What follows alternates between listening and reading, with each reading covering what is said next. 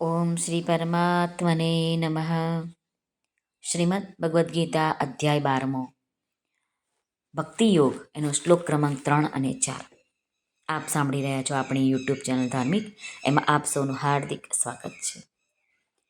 આગલા શ્લોકમાં ભગવાને સગુણ ઉપાસકોને સર્વશ્રેષ્ઠ યોગી બતાવ્યા. આ અંગે એ પ્રશ્ન થઈ શકે છે કે શું નિર્ગુણ ઉપાસક સર્વશ્રેષ્ઠ યોગી નથી? એના ઉત્તરમાં ભગવાન આ બે શ્લોકનું વર્ણન કરે છે. તો ચાલો આપણે આજના શ્લોક સાંભળીએ અને પછી થોડુંક વિવેચન જે રામસુખદાસજી મહારાજે સાધક સંજીવની દ્વારા આપણા સુધી પહોંચાડ્યું છે એના ઉપર થોડુંક આપણે ઊંડાણપૂર્વક સમજીશું.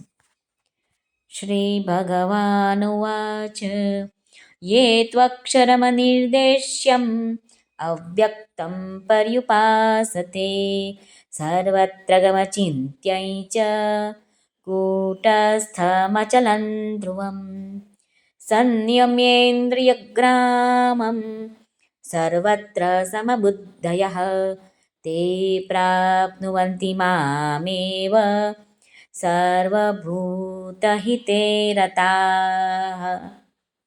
ભગવાન કહે છે કે જે ભક્તો ઇન્દ્રિયોના સમુદાયને સારી પેઠે વશમાં કરીને મન બુદ્ધિથી પર, એટલે કે બધી જ ઇન્દ્રિયોને સારી રીતે તેમજ વશમાં કરવાનું, અને તેથી તે કોઈ બીજી કોઈ વિષયમાં જાય નહીં એવી રીતે વશમાં કરવાની ભગવાને કીધી છે.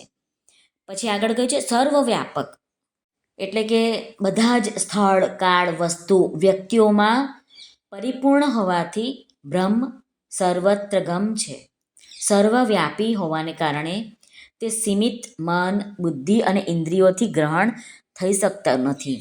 એવી આ સર્વવ્યાપી ભગવાનની વસ્તુ છે. અનિર્દેશ્યમ એટલે કોઈ પણ રીતે નિર્દેશ ન થઈ શકે એવા, એટલે કે જે ભાષા, વાણી વગેરેનો વિષય નથી એવા, જેનો નિર્દેશ નથી થઈ શકતો. જે જાતિ, ગુણ, ક્રિયા તેમજ સંબંધથી યુક્ત હોય અને સ્થળ, કાળ, વસ્તુ, વ્યક્તિ એનાથી પણ પરે હોય, પરંતુ જે તત્વ બધી જ બાજુએ પરિપૂર્ણ છે તેનો સંકેત જળ ભાષા અને વાણીથી કેવી રીતે કરી શકાય? તેથી ભગવાને અહીં શબ્દ વાપર્યો છે અનિર્દેશ્યમ. પછી કર્યું છે સદા એક રસ રહેનારા. કૂટસ્થ મચલન ધ્રુવમ, એ સચ્ચિદાનંદ ઘન બ્રહ્મનું વાચક છે કે એ એક રસ અને નિર્વિકાર છે. બધા જ સ્થળ, વસ્તુ, વ્યક્તિ વગેરેમાં રહેતું કોઈ પણ વસ્તુ છે, જે તત્વ છે તે સદા નિર્વિકાર અને નિર્લિપ્ત છે. તેમાં કદી પરિવર્તન થતું નથી. એટલા માટે એને કહ્યું છે કૂટસ્થ. કૂટ એટલે અહીં એરણ. એરણ કોને કહેવાય? કે જે લુહાર હોય એની પાસે જે લોખંડને ગરમ કરીને જેની પર ટીપે છે ને, એને એરણ કહેવાય છે. તે વર્ષો જૂનું એનું એરણ છે, એ પણ લોખંડનું જ છે, તો પણ એને કશું જ થતું નથી. એવી જ રીતે આ સંસારના જુદા જુદા પ્રાણી પદાર્થોની ઉત્પત્તિ, સ્થિતિ અને લય થવા છતાં પણ પરમાત્મા સદા જેમના તેમ જ છે. એને કહેવાય છે કૂટસ્થ મચલન ધ્રુવમ. ધ્રુવમ એટલે અચલ, એટલે જે આવવા જવાવાળી ક્રિયાની રહિત છે, એટલે કે અચળ. ધ્રુવમ એટલે જેની સત્તા સત્ય અને નિત્ય છે, તેને ધ્રુવ કહે છે. સચ્ચિદાનંદ ઘન બ્રહ્મ સર્વત્ર વિદ્યમાન હોવાથી ધ્રુવમ, આમ શબ્દ ભગવાને વાપર્યો છે. બીજો એક શબ્દ છે અક્ષરમ, કે જેનો ક્ષય થતો નથી, એટલે કે વિનાશ થતો નથી અને જેમાં કદી કોઈ ઉણપ નથી આવતી, તે સચ્ચિદાનંદ ઘન બ્રહ્મ અક્ષરમ છે. અવ્યક્તમ, જે વ્યક્ત ના હોય, એટલે કે મન, બુદ્ધિ અને ઇન્દ્રિયોનો વિષય ના હોય અને જેનું કોઈ રૂપ કે આકાર ના હોય, એને કહેવાયું છે અવ્યક્તમ. પર્યુપાસતે, આ પદ નિર્ગુણ ઉપાસકોની સારી રીતે ઉપાસનાનું બોધક છે. એવા અવિનાશી, જેનો વિનાશ નથી થતો, એવા સચ્ચિદાનંદ ઘન, સચ્ચિત અને આનંદ જેમાં છે એવા બ્રહ્મને નિરંતર એકાત્મ ભાવે ધ્યાન કરતા ભજે છે.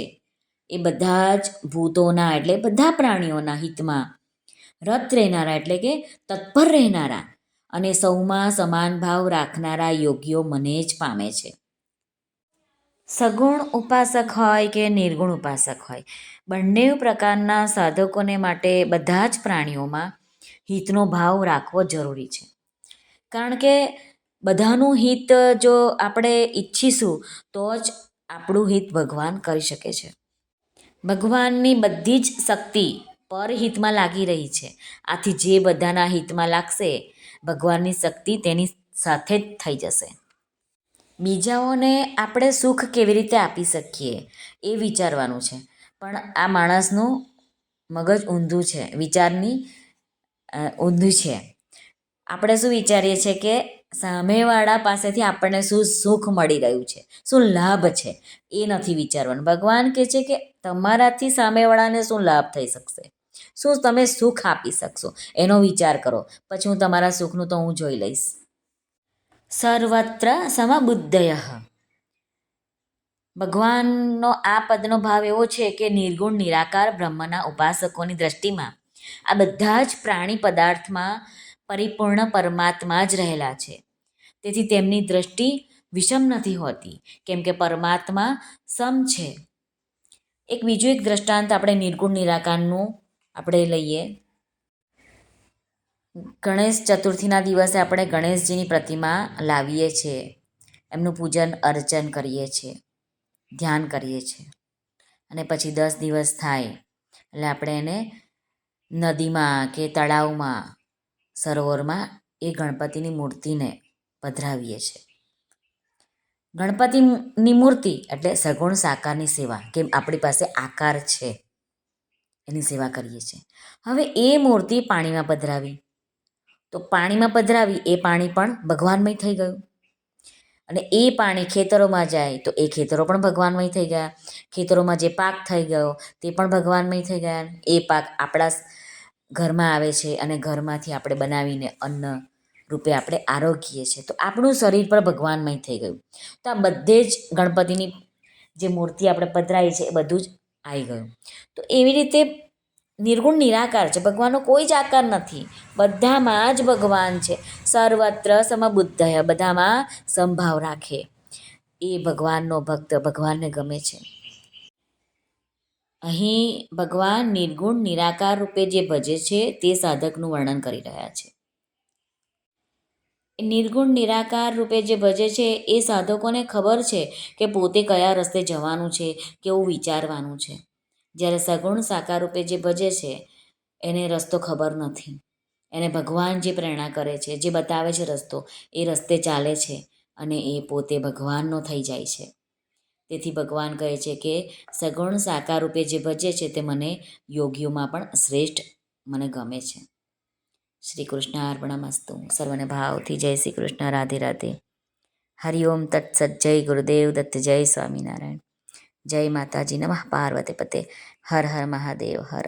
સર્વનું કલ્યાણ થાઓ, સર્વનું કલ્યાણ થાઓ, સર્વનું કલ્યાણ થાઓ.